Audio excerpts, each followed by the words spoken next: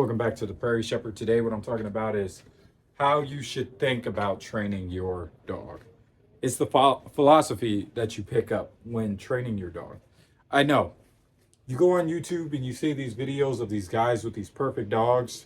Their dogs are like up to their chest and staring at them the whole time, and then they walk and their dogs are staring at them. Okay, the first thing is this, all right? A lot of those dogs that you see on those YouTube channels are absolutely tired. They wear those dogs out before they actually show them in training. And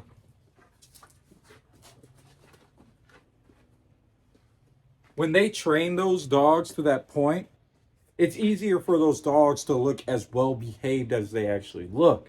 That's the first part, is training their dogs. And they do this every single day. When you train your dog to that point, he becomes well behaved because it's just simply easier for him to understand what you want him to do because you practiced it all day long. Here's the second part of that. Those dogs that you see, drop it out.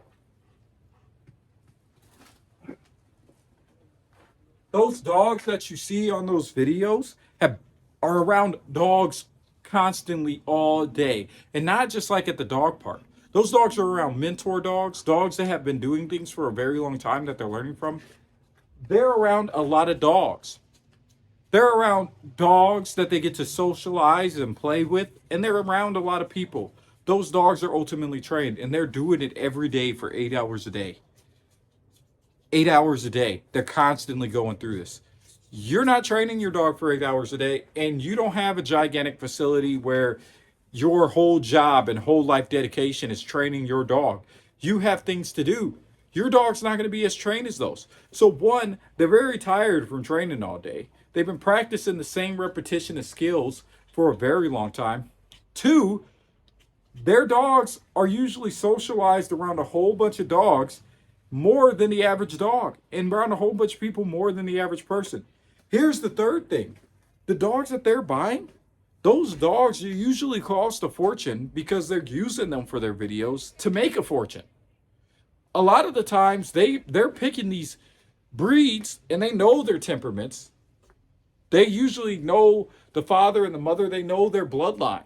And when they know how the dog is going to act, and when they're able to pick the best puppy that they possibly can, that looks good and functions good, it's going to be great. Now, this is the other thing. Coupled on top of that, they're making 5-minute videos, 15-second videos, 16-second videos, where they show you that dog at its peak performance and best quality. You don't even get to see the parts of that dog where there was the frustration that you're going through at home, where there was the misbehaving that every dog faces in adolescence. You don't get to see that.